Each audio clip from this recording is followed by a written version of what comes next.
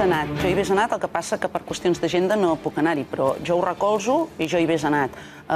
Totes aquestes manifestacions pacífiques i civilitzades que mostrin la llibertat ideològica i la repulsa cap a, en aquest cas això, doncs a mi me semblen correctes.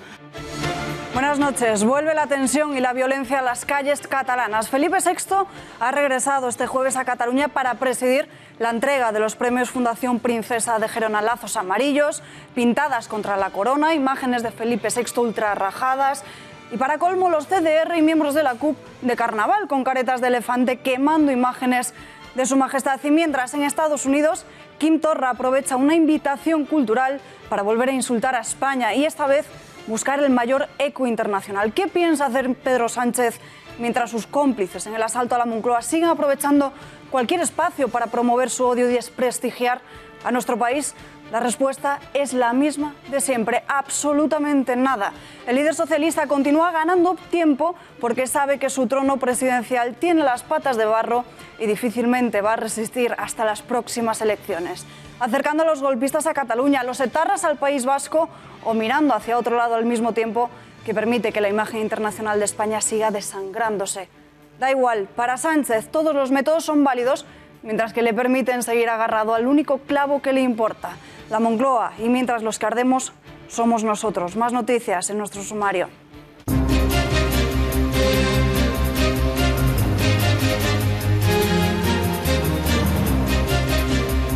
Jorge Rodríguez suspendido de todos los cargos en el Partido Socialista. El todavía presidente y los otros 5 detenidos han pasado su primera noche en los calabozos de la Policía Nacional en la ciudad de Valencia. Ligados al Partido Socialista y a Compromís, eran detenidos ayer en el marco de la Operación Alquería por la contratación a dedo de 7 altos cargos con un sueldo de 50.000 euros. El presidente Ximo Puig cambia de opinión en menos de 24 horas y asegura que es una acción preventiva para dar ejemplo. La Comunidad Valenciana vive en un estado de shock postraumático, ¿no? Después de lo que han sido estos años terribles de corrupción del Partido Popular, y por tanto hemos tomado una acción claramente preventiva, sobre todo porque hay una alarma social evidente y porque tenemos que ejemplarizar.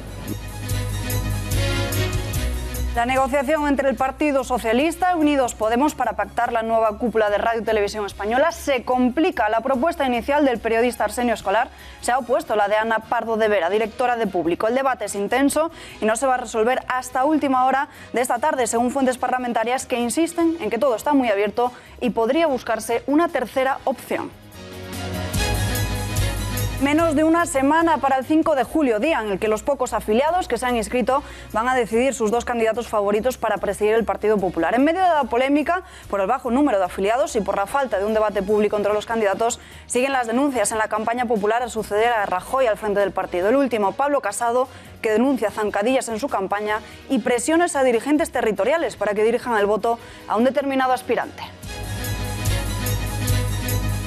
Ya conocemos la lista de los morosos de Hacienda de este 2018. Por primera vez en el listado negro, el cantante Miguel Bosé, con una deuda de 1.869.000 euros. Artistas, empresarios, banqueros y también futbolistas como Dani Alves con 2,6 millones de euros. 4.318 personas que deben al Estado un total de más de 15.300 millones de euros. De ese total de deudores, tan solo 340 son personas físicas y suman una deuda conjunta de 760 millones, cuando un año antes el número de morosos era en este caso de 338 y la cantidad que debían al fisco era de 700 millones.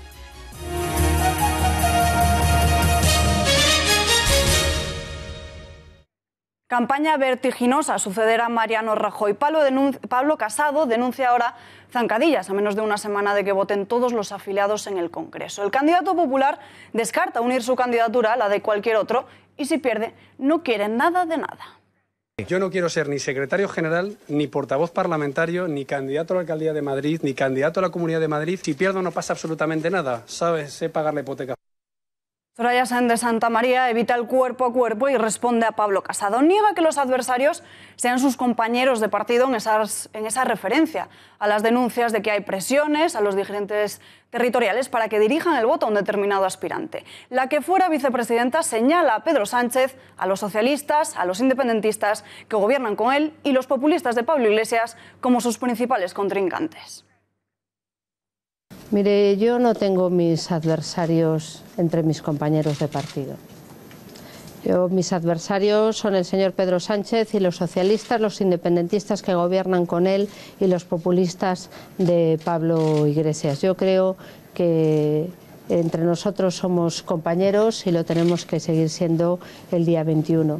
Yo estoy oyendo muchas cosas. Yo creo que todos tenemos que ser muy respetuosos con los estatutos que nosotros mismos nos hemos dado. Entonces yo soy partidaria de ese respeto a los estatutos porque además nos igualan a todos. Y yo haré todo lo posible para que quien salga sea un líder fuerte de un partido unido porque, y esto es lo más importante, ese presidente es el candidato a la presidencia del gobierno y el objetivo es ganar las elecciones y que Pedro Sánchez esté cuanto menos tiempo en el gobierno mejor. La todavía secretaria general del Partido Popular ha prometido hoy que si finalmente consigue liderar el partido, con ella los corruptos no tendrán cabida en la formación. Ha recalcado la necesidad de que el partido esté más unido que nunca y envía un mensaje a sus adversarios. No se pueden crear heridas ni fracturas que no se puedan recomponer al día siguiente. Que lo primero que tenemos que hacer y lo único que no podemos hacer es salir unidos y fuertes y no dividirnos entre nosotros con independencia del debate que estamos teniendo estos días. España necesita un Partido Popular fuerte, sólido, unido, que sea el claro referente del centro-derecha español. No nos vamos a ponernos a inventar. Claro que nuestro partido se tiene que renovar. No solo afiliados y compromisarios, un tema polémico entre los candidatos a presidir el Partido Popular. También la celebración de un debate. El comité abrió la puerta a este debate público, pero solo con los dos candidatos que ganen entre la militancia. La exigencia de que se produzca entre todos los candidatos la hacen únicamente José Manuel García Margallo y José Ramón García Hernández. Hubiese querido un debate, me parece que el juego sucio viene porque no hemos podido enfrentarnos entre nosotros. Y tenemos conexión con uno de los candidatos a presidir el partido, José Ramón García Hernández. Le saludamos ya como a él le gusta. José Ramón, muy buenas noches. Muy buenas noches, muchas gracias. ¿Es válida la elección del presidente con esta cifra tan baja que apenas representa el 7,4% de los afiliados que dice tener el Partido Popular? Claro que es válida, porque son la gente que manifestó su deseo de votar. Pero yo soy de los que he pedido que se levanten ese requisito de la inscripción para permitir que la gente vote más. Nosotros no somos como Podemos. Nosotros no queremos una consulta donde vote el 108% del censo, pero que puedan votar cuantos más mejor y todos aquellos que quieran. Pero desde luego, claro que será válida. José Manuel García Margallo proponía el otro día que de cara a ese congreso, a la primera votación del 5 de julio, los compromisarios dijesen cuáles son sus candidatos favoritos. ¿Cómo valoras esta propuesta? ¿Debería hacerse así? Bueno, es un sistema muy a la americana, es decir, compromisarios por Joserra y que esa lista pudiera votarse por aquellas personas que me voten. Pero yo creo que tenemos que centrarnos mucho más en la elección del día 5 de julio y aquel que sea el que mayoritariamente tenga el apoyo de los afiliados sea capaz de reunirnos a los demás, porque eso va a dar muchísima validez a todo el proceso. ¿Cuál sería la primera medida que tomaría como el presidente del Gobierno? Pues la primera medida que voy a tomar el día 6 de julio es juntar a los otros precandidatos a comer, para que hablemos tranquilamente de cuál es el futuro del Partido Popular y de cuáles son esos retos que tenemos que tener comunes para volver a formar esa gran familia de centro-derecha, ese referente del centro-derecha en España, para reunir a los españoles y reunirlos en torno a un proyecto común moderno y abierto. Muchos de los tradicionales votantes del partido sienten que la formación ha abandonado algunas de las posiciones que siempre había defendido: familia, derecho a la vida, valores cristianos. ¿Qué propuestas tiene al respecto? Pues ya saben que yo me he erigido como esa voz que clama porque los católicos podamos volver a votar al Partido Popular. Yo el derecho al aborto hay que pelear muchísimo por los planes de familia, por cambiar las leyes de adopción y las leyes de acogimiento, que el aborto no sea la única opción que tenga una mujer en esta situación, para intentar cambiar esa cultura de la muerte hacia una cultura de la vida que finalmente lleve a lo que sea la defensa del derecho a la vida sin ningún tipo de concesiones. Y en todos los demás temas, pues exactamente igual. Para la familia yo propongo una ayuda de hasta 4.000 euros por hijo, que ya lo propone el centro derecha en Austria, con la finalidad de que el problema demográfico que tiene España y de la propia institución de la familia salga adelante. Propongo medidas de discriminación positiva en el ambiente laboral, tanto para mujeres, que ese es su verdadero techo de cristal, como para los hombres. Y también estoy proponiendo que todas aquellas familias que tienen una persona con capacidad diferente en casa, discapacitados, pues no sientan esa soledad de la administración, es decir, que les acompañemos mucho más y se lo hagamos mucho más fácil.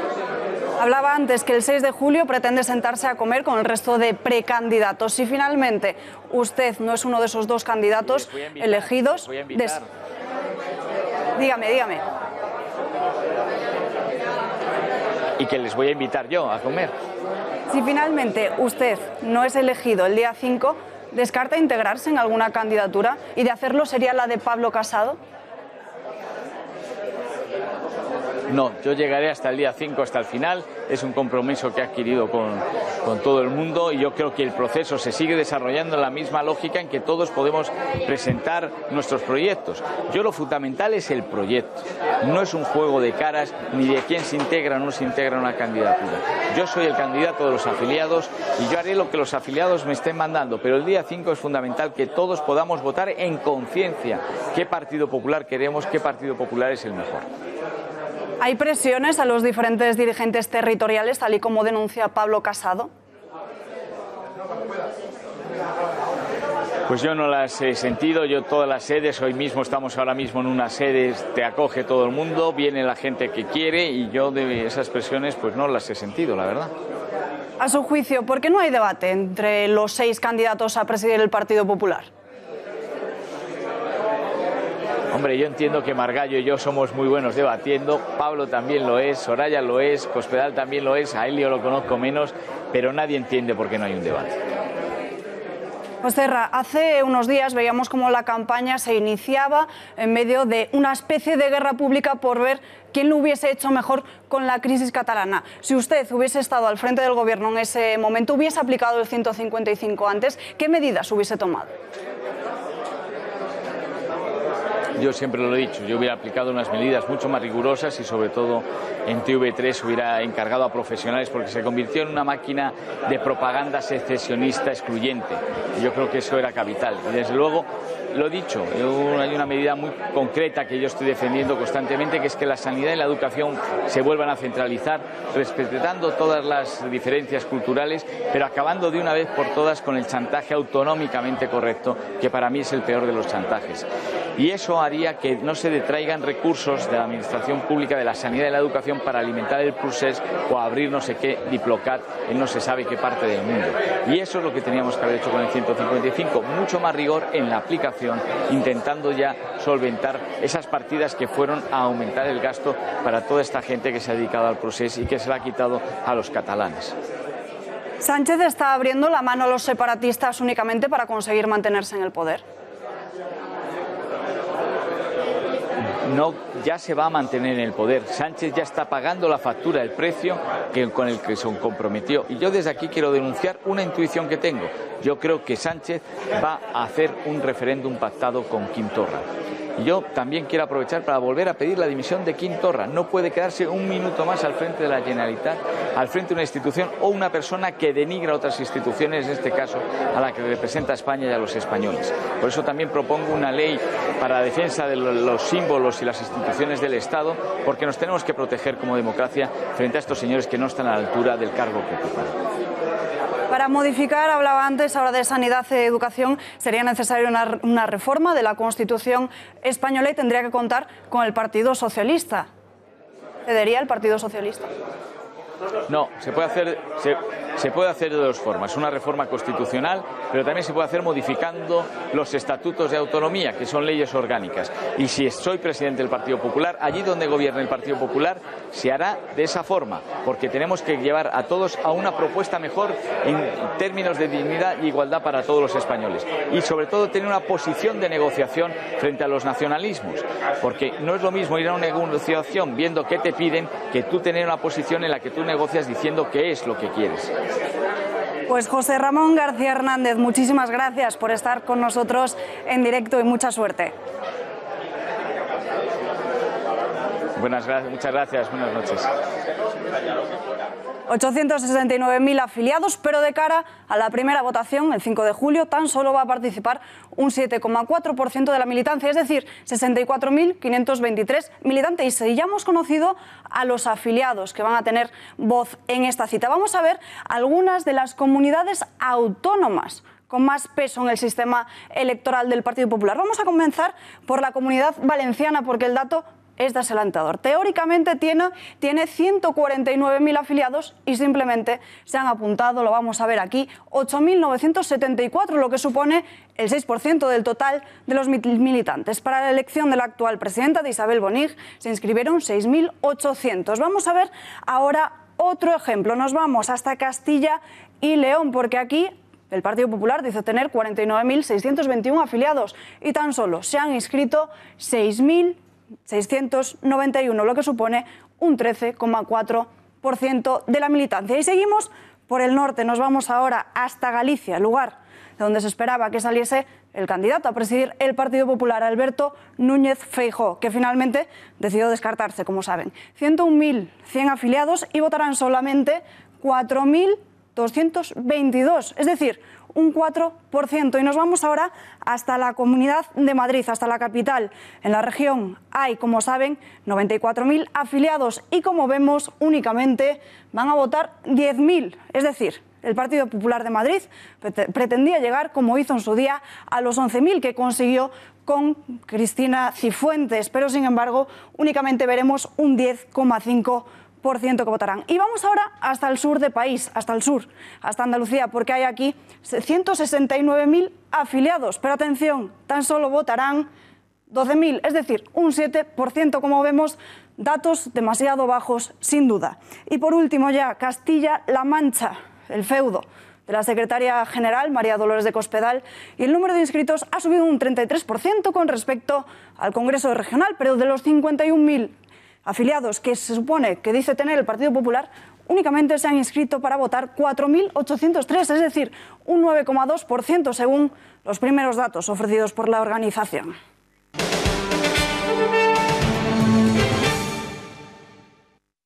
Presentes 343, sí 179, no 164, abstenciones ninguna, aprobada.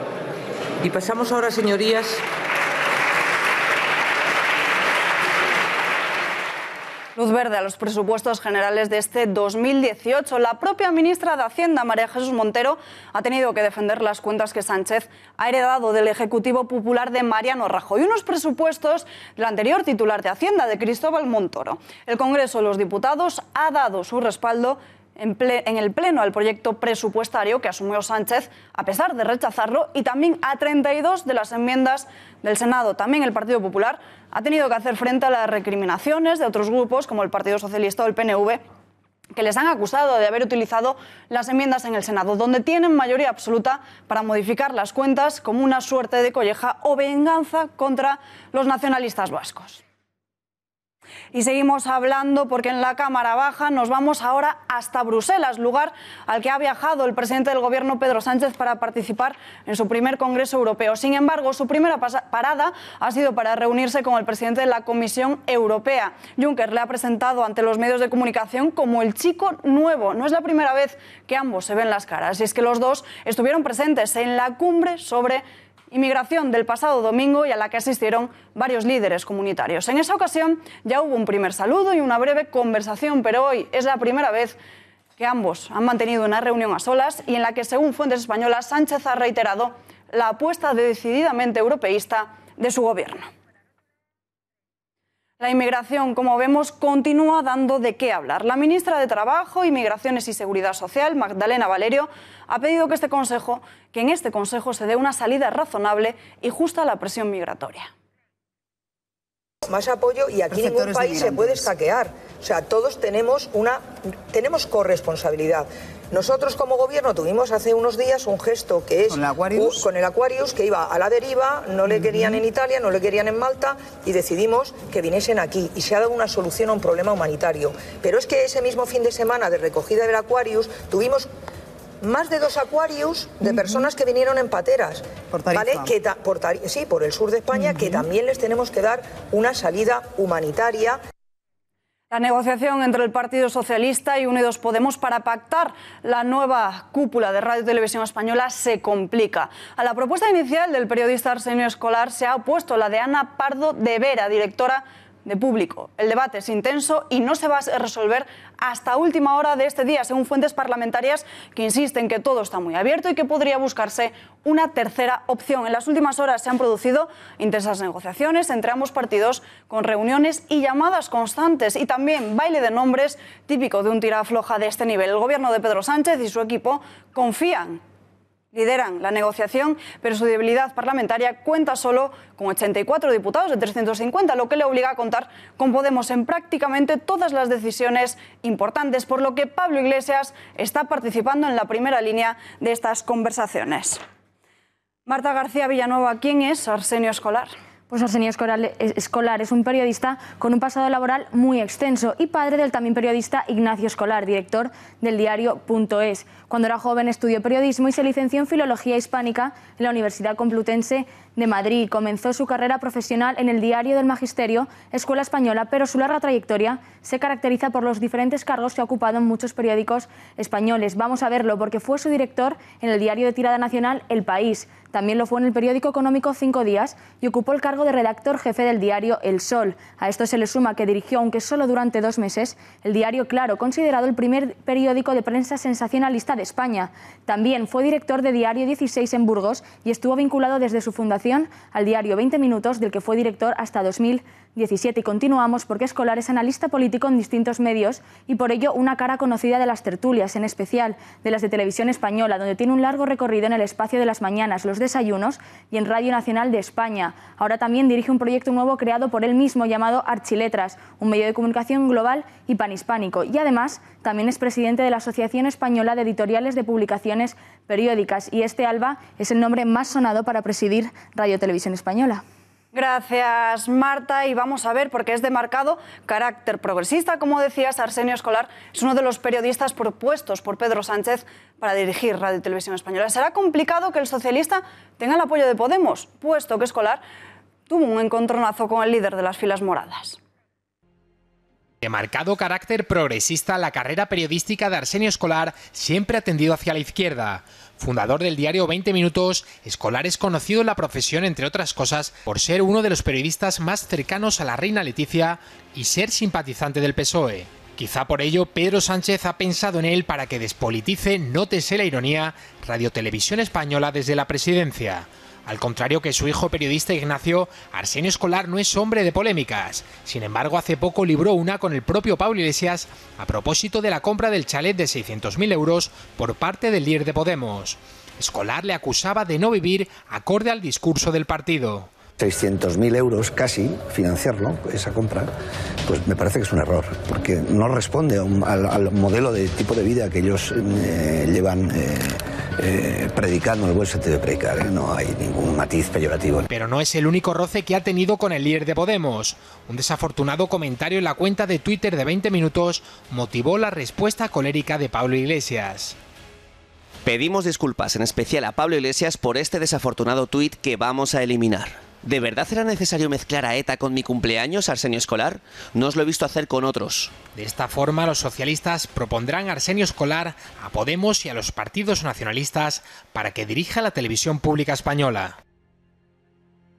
Y atención, porque tenemos una última hora. Parece que las negociaciones entre Podemos y el Partido Socialista se siguen complicando según pasan las horas. Hasta según el diario del Independiente, el lunes a las 12 de la mañana es el límite que los partidos políticos tendrán para proponer a un candidato, y el Congreso ha citado un pleno el lunes a las 4 de la tarde para conocer el nombre del nuevo presidente de Radio Televisión Española.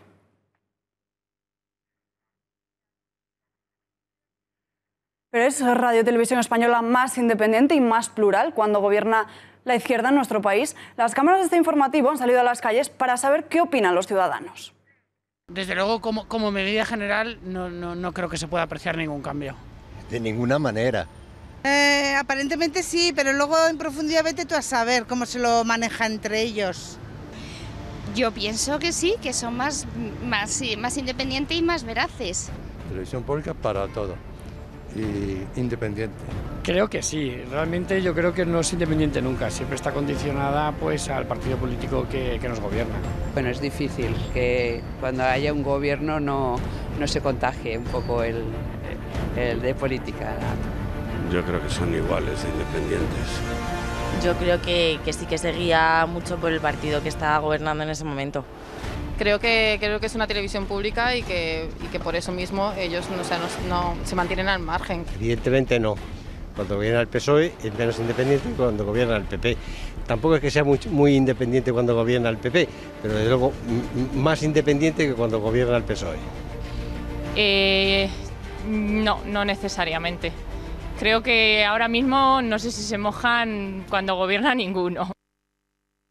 El presidente de la Transparencia y de la Estabilidad se reunió ayer por la tarde en secreto y sin que nadie lo supiera con el multimillonario húngaro Soros. Una cita que no estaba prevista en su agenda, que comenzó alrededor de las 7:30 de la tarde, en la que estuvieron presentes otras 2 personas no identificadas que podrían tratarse de asesores financieros, tal y como señala OK Diario.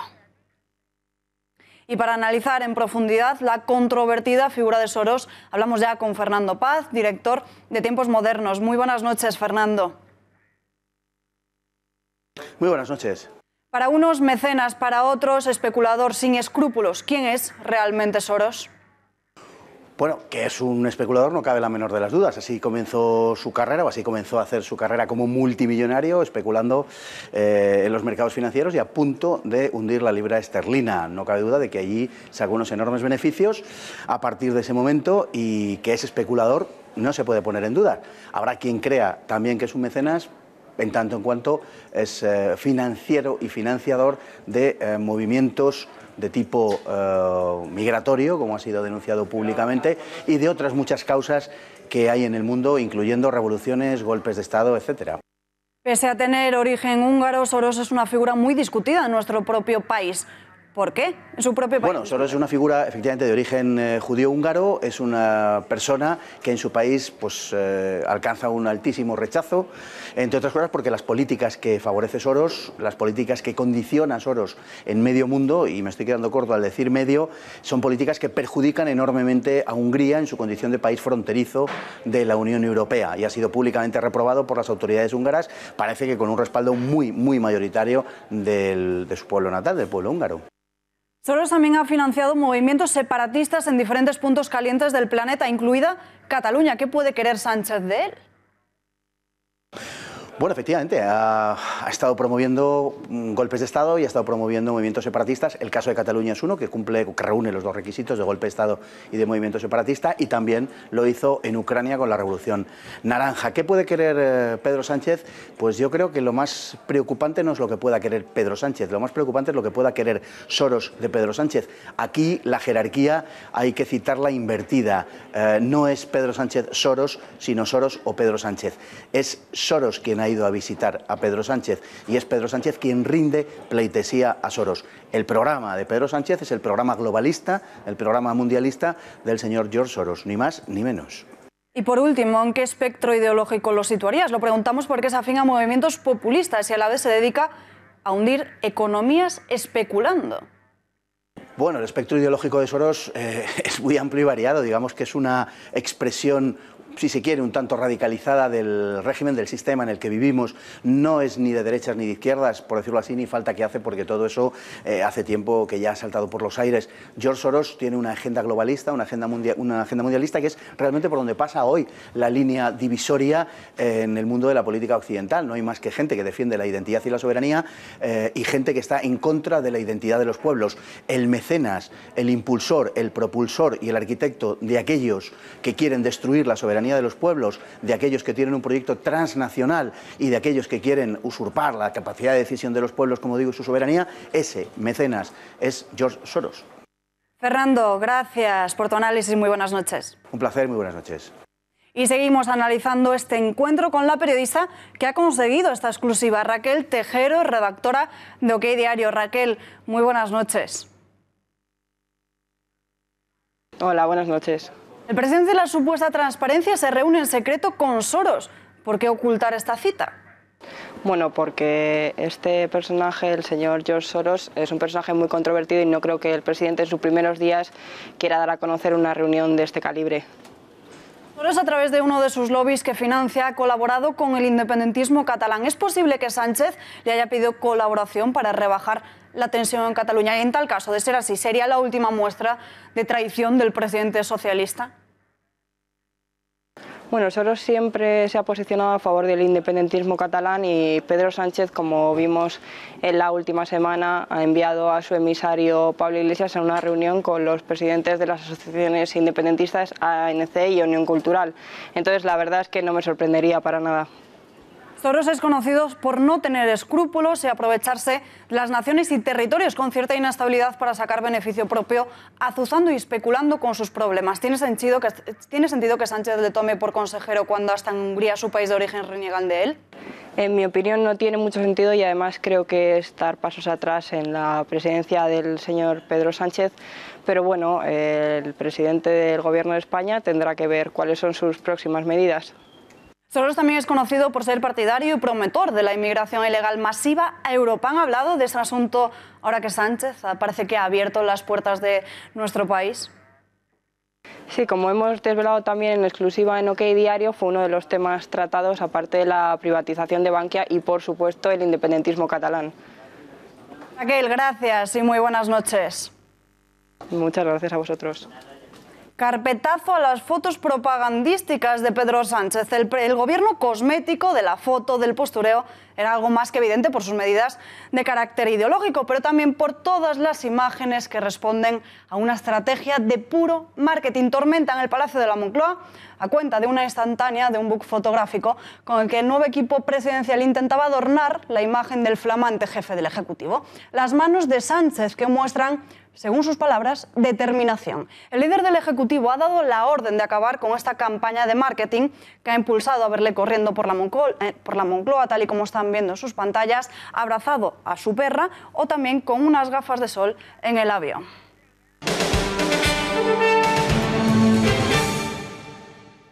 Y atención, porque el Gobierno ya ha anunciado que pretende comenzar el acercamiento de los etarras presos a las cárceles del País Vasco con los enfermos y mayores de 70 años. Han señalado que van a estudiar caso por caso. En la actualidad, ETA tiene en las cárceles a cerca de 300 miembros, de los cuales 245 están en España y el resto en Francia. De ellos, solo 3 están en prisiones vascas. Ahora muchas son las excusas, los motivos que el actual gobierno de Pedro Sánchez está dando para acercarles al País Vasco. En esto no me escondo, soy claro, es que el gobierno de España está dispuesto a revisar esa política penitenciaria. Pero por una sencilla razón, y es porque ETA ha sido derrotada. Que si hay que revisar la política penitenciaria, que si ETA está derrotada, que si ETA no existe, pero ¿cuándo comenzó esta dispersión de los vascos al resto de España? A finales de los 80, en la época más sangrienta de la banda terrorista, un también gobierno socialista de Felipe González apostó por esta política penitenciaria, lo contrario a lo que ahora quiere hacer Sánchez. Querían dificultar el control de ETA de sus presos, propiciar que los etarras se acogieran a beneficios penitenciarios y también que fueran a homenajearles a sus casas y prisiones cercanas. El ministro del Interior ha dicho que se va a estudiar caso por caso. ¿Qué requisitos se van a tener en cuenta? ¿Su estado de salud? Se van a evaluar. Que repudien a ETA. Objetivos, pues son requisitos, todos los que ha dicho son requisitos más que razonables para tenerlos en cuenta, como parte de la pena cumplida también, etcétera. ¿Por qué es determinante para las víctimas del terrorismo que se mantenga la política de dispersión? La presidenta de la Fundación Víctimas del Terrorismo y hermana de Miguel Ángel Blanco, Marimar Blanco, ha pedido el cumplimiento de la ley para los presos de ETA. Que las víctimas tengamos que pagar el precio de llegar al poder, pues la verdad es que es bastante injusto y bastante humillante, porque la memoria de quienes han dado la vida por defender España Acercamiento de los etarras presos en el País Vasco, pero también en Cataluña, porque el juez del Tribunal Supremo, Pablo Llarena, ha dictado una providencia en la que comunica a los directores de los centros penitenciarios de Soto del Real y de Alcalá de Henares que no existe razón procesal que conduzca a la custodia de los procesados en ningún centro penitenciario concreto, estando la decisión sujeta a los criterios penitenciarios que la Secretaría General de Instituciones Penitenciarias considere de aplicación. De esta forma, el magistrado responde a los escritos presentados por instituciones penitenciarias en los que se le preguntaba sobre la existencia o no de algún tipo de inconveniente para proceder al traslado de los presos preventivos Jordi Sánchez, Jordi Cuixart, Carme Forcadell y Dolors Bassa, tal y como habían solicitado estos mismos procesados por razones de vinculación familiar ante la Administración penitenciaria. Más asuntos. Desplante de Quim Torra al embajador español en Estados Unidos. El presidente de la Generalitat abandonó el acto cuando Pedro Morenés comenzó su discurso, un discurso en el que denunciaba la propaganda del separatista. Monumental bronca entre Pedro Morenés y Quim Torra en Washington, que acaba con el presidente de la Generalitat abandonando la sala. El líder catalán ha llevado su discurso independentista a la inauguración de un festival folclórico en el que también estaba invitado el embajador de España en Estados Unidos. En él se ha referido a los dirigentes del Procés como presos políticos y ha llegado a tildar de represión el procedimiento judicial.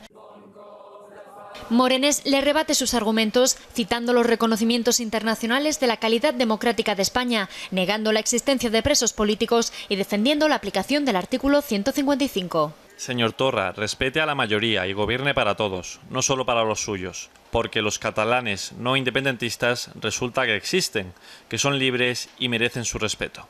Quim Torra se levanta molesto con las palabras del embajador, mientras sus acompañantes abuchean a Morenés.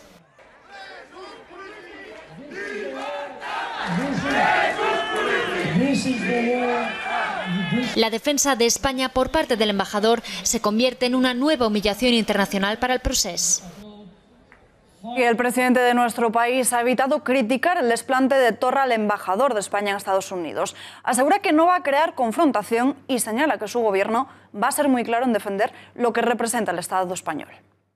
Esos políticos en España no hay. Lo he dicho en muchas ocasiones, no solamente hoy. Es decir, que no hemos variado nuestra posición. Lo que hay es pues una crisis política que tenemos que resolver desde la política. Nosotros no vamos a utilizar el agravio territorial, no vamos a buscar para nada la confrontación con el gobierno de Cataluña, pero también es evidente que este gobierno va a ser claro en lo que respecta a la hora de definir lo que representa el Estado social y democrático de derecho en nuestro país. Las reacciones de los diferentes políticos han sido críticas hacia el presidente de la Generalitat, pero por su parte, la vicepresidenta del Gobierno, Carmen Calvo, dice que no conviene asegurar que hay presos políticos porque no los hay. Es lógico que un señor de la guerra diga lo que dijo y se comporte como se comportó. Me parece lamentable que un cargo tan importante como Morenés pues mienta de manera flagrante en un sitio tan importante. Me parece normal la reacción. Yo creo que ayer hubo un embajador en su sitio que defendió a España y lo que lamento es que el gobierno de España pues haya cesado a ese embajador, ¿no? Y espero que el que le sustituya tenga pues las mismas características y sea capaz de defender a España y que el gobierno español tome muy buena nota. Muy buena nota, porque parece ser que ahora ya el señor Borrell se ha olvidado de sus discursos en Cataluña. A la imagen de España no conviene este tipo de situaciones, pero es evidente que nadie, y mucho menos un cargo público, institucional de nuestro país, puede hablar de presos políticos que no existen, porque eso deteriora con mucho el prestigio de una democracia como la nuestra, que está a la cabeza de las democracias contrastadas del mundo, de una democracia garantista como la nuestra. Era un acto privado y, desde luego, esto no conviene a este país, tampoco le conviene a Cataluña. Vuelve la tensión y la violencia a las calles catalanas. Felipe VI ha regresado este jueves a Cataluña para presidir, acompañado por la reina Leticia, la entrega de los premios Fundación Princesa de Gerona, una ceremonia que este año ha cambiado de sede por el veto del Ayuntamiento de la capital gerundense y a la que no asistirá ningún miembro del Govern. Su visita a la comunidad autónoma, gobernada por Quim Torra, no se preveía tranquila. La polémica se inició en el Ayuntamiento cuando se denegó el uso de su auditorio. Los lazos amarillos, los accesos a la zona, que se han llenado también de pintadas contra la corona. En algunas rotondas aparecían imágenes de Felipe VI tachadas. Varios CDR de carnaval con caretas de elefante han quemado varias imágenes del jefe del Estado. La alcaldesa de Gerona, Marta Madrenas, del PDeCAT, ha sido una de las que ha alentado el activismo separatista catalán a manifestarse con los mal llamados comités de defensa de la República contra esta visita del rey Felipe VI. A pesar de que ella dice que no podrà assistir, ha dado su apoyo a esta movilización que califica de repulsa. Jo hi hagués anat, el que passa que per qüestions d'agenda no puc anar-hi, però jo ho recolzo i jo hi hagués anat. Totes aquestes manifestacions pacífiques i civilitzades que mostrin la llibertat ideològica i la repulsa cap a, en aquest cas això, doncs a mi me semblen correctes. Informe en la Diputación de Barcelona que denuncia el maltrato laboral de Juanjo Puigcorbé a sus subordinados en la entidad, según publica el Periódico de Cataluña. El pasado día 8, este renunciaba a su acta como diputado del Ayuntamiento de Barcelona y aducía motivos personales. El citado informe de la Diputación asegura que el trato personal del político hacia el personal de la gerencia no es correcto.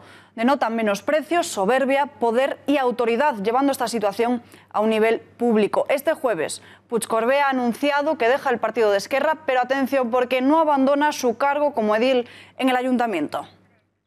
Dirigido por Jaume Roures y producido por Mediapro, la cadena pública catalana de TV3 va a emitir un documental sobre el pasado 20 de septiembre. El documental 20S, llamado así, se emite esta noche y pretende ser una reconstrucción de lo que pasó aquel día en la Consellería de Economía y de Hacienda de Barcelona, en la sede de la CUP y en las calles de la ciudad. Se va a plasmar también el papel que tuvieron tanto Jordi Sánchez como Jordi Cuixart en ese día. Quieren desmontar el relato oficial de lo que de verdad sucedió. Y abrimos página de sucesos porque unos días en libertad y uno de los miembros de la manada trata de renovar su pasaporte, y todo ello a pesar de que se descartó que existía riesgo de fuga. Desde nuestra redacción de informativos, Miriam Olivas, muy buenas noches. ¿Cómo se ha justificado su abogado y qué ha dicho la Fiscalía? Buenas noches, Alba Siel. Antonio Manuel Guerrero ha intentado hacerse el pasaporte este lunes. Fue a una comisaría de Sevilla e intentó hacérselo. A las 11:30 estaba allí. Obviamente no le dejaron hacérselo porque tiene prohibida la salida de España. La Policía Nacional contaba lo que sucedió en un tuit. Vamos a escucharlo.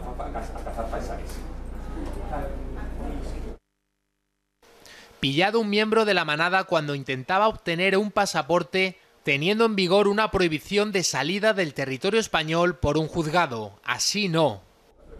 Antonio Manuel Guerrero está puesto en libertad desde el 22 de junio, como los otros 4 miembros de la manada, desde que la Audiencia de Navarra así lo decidiera dar libertad provisional, entre otras cosas porque parece que no existía riesgo de fuga. Su abogado, ¿cómo se ha justificado? Pues Jesús Pérez ha dicho que se puso nervioso, que tenía un plazo de 4 días para entregar el pasaporte y que por eso fue a la comisaría de Sevilla a ver si se lo podían hacer de nuevo. La Fiscalía ha solicitado al tribunal que convoque una comparecencia con este miembro de la manada en la que pedirá su ingreso en prisión. Miriam, gracias y buenas noches. Buenas noches. Willy Toledo ha vuelto a dejar plantado al juez. Hoy a las 12 del mediodía estaba citado para declarar ante el juez y no se ha presentado. Únicamente estaban los miembros de la Asociación Abogados Cristianos, los demandantes. ¿Dónde estaba el actor? Pues haciéndose fotos y con sus continuas provocaciones al Estado. Han vuelto a hacer una procesión bajo el lema de manifestación, procesión laica, santo coño insumiso por las calles de Madrid. El juez va a decidir en 15 días si le pone una multa o si ordena su detención. La Asociación de Abogados Cristianos ha puesto además 2 nuevas denuncias contra el actor. Bueno, Leo va a oficiar la misa. Willy Toledo se ha defendido asegurando que estas acciones no se producen contra él, sino contra toda la sociedad española. Asegura que estas manifestaciones no molestan a nadie, solo, y cito textualmente, a las abogadas de Dios. Ver para creer. Lejos de arrepentirse por los presuntos delitos contra los sentimientos religiosos, Willy Toledo sigue ofendiendo. El actor no se ha presentado este jueves ante la justicia por el caso en el que se le juzga por insultar a Dios y la Virgen. En su lugar, Toledo ha decidido acudir a la misma hora de la citación judicial a una procesión llamada del coño insumiso. En tono faltón, hablaba así con los medios. Entonces, las únicas ofendidas son ellas, no la sociedad. La sociedad no se ofende por esto. Entonces, ya lo siento, señoras, esto lo tienen todas las mujeres del mundo, un coño, incluidas las vírgenes, aunque le gustan más los palomos. Ayer Toledo dejaba claro en La Sexta que no se arrepentía de nada, hasta el punto de acusar a abogados cristianos de querer su fusilamiento si este caso hubiera sucedido hace 45 años. La propiedad y la verdad aquí es que ustedes hace 45 años me hubieran fusilado en la tapia de un cementerio porque fueron sus antepasados. Y la gente como usted la que fusilaba en las tapias de los cementerios en este país. Lamentablemente, lo siento mucho, pero no caerá esa prueba. Toledo tampoco rebajó su tono al hablar de las vírgenes. Yo le diría a la Asociación Española de Abogados Cristianos que las vírgenes también tienen coño, ¿no? Aunque sean vírgenes, pero lo tienen. Entonces les ofende un coño. En el colmo de la provocación, Willy Toledo también se refirió de forma despectiva a los miles de sacerdotes asesinados durante la Guerra Civil. Los rojos asesinos. No. Estoy diciendo que había personas que fueron fusiladas por causa de su fe, iglesias que fueron incendiadas, curas y obispos. Algo harían las iglesias y los curas. Algo harían. ¿Se lo ha preguntado usted qué hicieron los curas y las iglesias en este país durante 300 años? Y esto de la generalización. Por ello, hoy la Asociación de Abogados Cristianos ha añadido al cargo de delito contra los sentimientos religiosos un delito de odio y una demanda contra el derecho al honor. Bueno, no es desde luego la primera vez que Willy Toledo ofende a alguien al realizar unas declaraciones. ¿Cuál es el historial de polémicas del actor Javier Torres? ¿Qué tal, Alba? Buenas noches. Bueno, pues ya muy pocos recuerdan al actor Willy Toledo por sus películas o por sus series televisivas, y no es para menos porque desde hace tiempo lo único que motiva su aparición en los medios de comunicación son sus insultos tanto a Dios como a la Virgen. Veamos algunas de sus polémicas más sonadas. Al actor parece que no le gusta demasiado celebrar el 12 de octubre y así lo demostró, como no, en su perfil de Facebook. Aquí lo estamos viendo, se refería el actor Willy Toledo, decía cosas como que me cago en el 12 de octubre, me cago en la fiesta nacional, me cago en la monarquía y sus monarcas, me cago en el descubrimiento y me defeco en los conquistadores, codiciosos y asesinos. Rescatamos también la valoración que hizo el actor sobre lo ocurrido en Alsasua, justo ahora que se está celebrando el juicio en la Audiencia Nacional. ¿Cómo calificó Willy Toledo a los guardias civiles agredidos? Pues de borrachos. Aquí lo estamos viendo y la verdad que obtuvo la respuesta por parte de la Guardia Civil. Las redes sociales le dijeron que al menos usted no les condena por golpear con la cara en los nudillos, pies y rodillas de unos pacíficos ciudadanos, en referencia, por supuesto, a los presuntos agresores de Alsasua. Y sí, también tuvo que sembrar polémica con respecto a lo ocurrido en los Sanfermines y con la manada. Atención a lo que dijo: si los hijos sanos del patriarcado que forman la manada fueran negros, árabes, chinos, latinoamericanos, comunistas o simplemente extranjeros pobres, toda la otra manada, la de orcos que los apoya, justifica y jalea, estaría pidiendo la pena de muerte para ellos. Eso dijo Willy Toledo. En esta ocasión, Toledo está siendo investigado por un presunto delito contra los sentimientos religiosos al defender a 3 mujeres que iban a ser juzgadas por organizar la procesión del coño insumiso en Sevilla. Toledo escribió en Facebook, y cito literalmente: yo me cago en Dios y me sobra mierda para cagarme en el dogma de la santidad y virginidad de la Virgen María. Alba, todo esta retahíla de insultos, en fin, no es nada nuevo que el actor Willy Toledo insulte a la fe de los creyentes. Desde luego, gracias, Javier. Hablemos ahora con la presidenta de Abogados Cristianos, Polonia Castellanos, que presentó una denuncia en contra del actor Willy Toledo por un delito contra los sentimientos religiosos. Señora Castellanos, muy buenas noches. Hola, muy buenas noches. Lejos de arrepentirse o de colaborar con la justicia, Willy Toledo no se ha presentado hoy ante el juez y ha acudido a la procesión del coño insumiso en Madrid.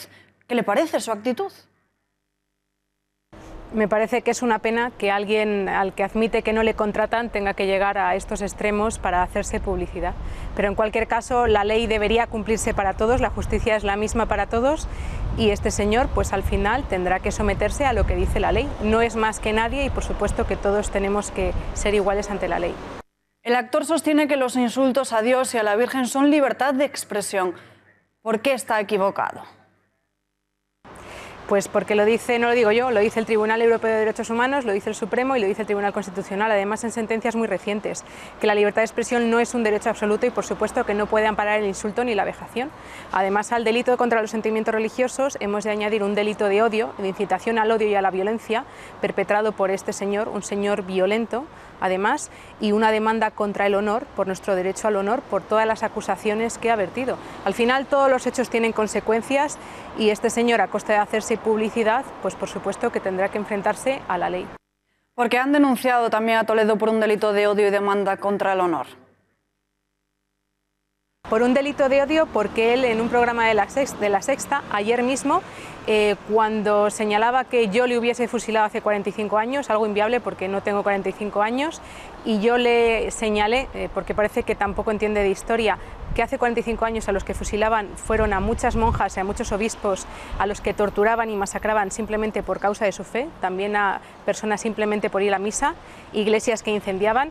Este señor me dijo que si mataban a obispos y a personas por ir a misa y se incendiaban iglesias, sería por algo, que algo habrían hecho.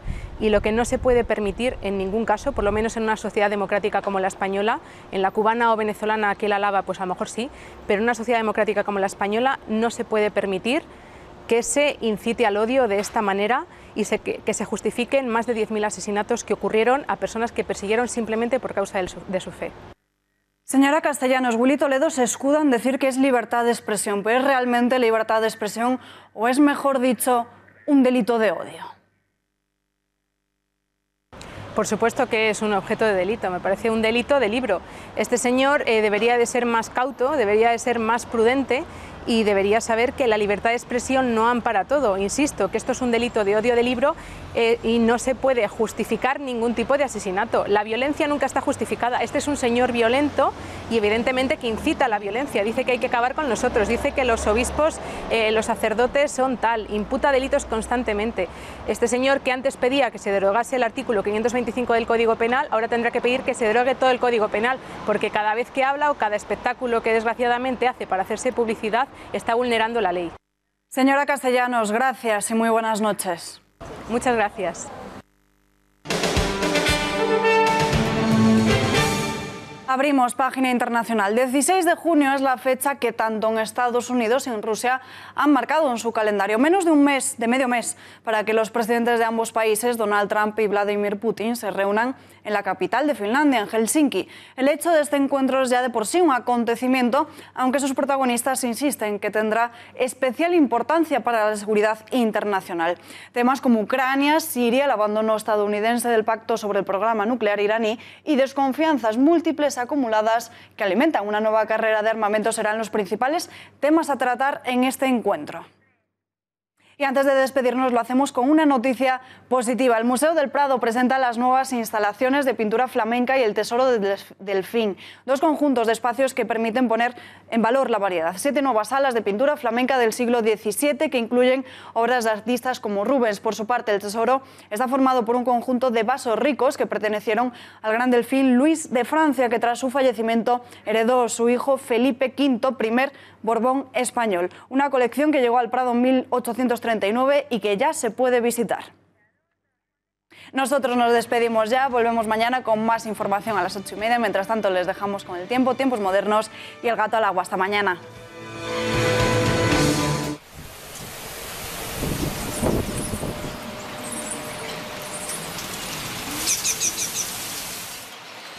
Hola a todos, ¿cómo estáis? Ya tenemos aquí el primer fin de semana completo del verano, un fin de semana que es operación salida para muchos que ya arranquéis las vacaciones, otros a disfrutar el fin de semana, nosotros pendientes de esta borrasca fría que ronda el suroeste peninsular y que, como dice su nombre, pues va reforzada por aire frío en capas más altas de la atmósfera.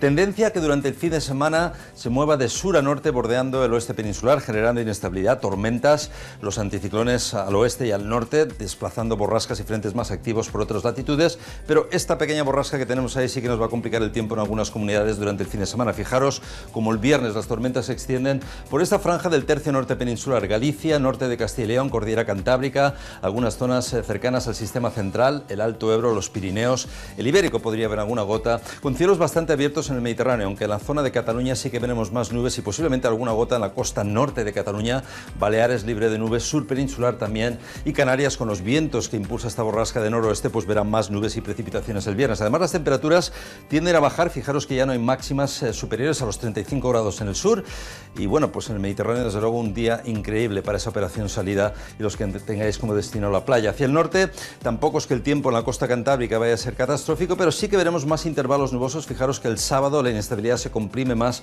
se sitúa por el noroeste, Galicia sí que va a haber bastante agua, atención al granizo que ya ha caído fuerte y de buen tamaño estas últimas horas y eso se podría repetir donde veis los rayos, tormentas en la cordillera cantábrica, Pirineo occidental, bajando por la meseta norte, prácticamente casi hasta el sistema central. Mediterráneo otra vez libre de nubes, al igual que Canarias, que ya tendrá tiempo más estable. Y bueno, pues por el sur las temperaturas contenidas, de nuevo bajando sensiblemente.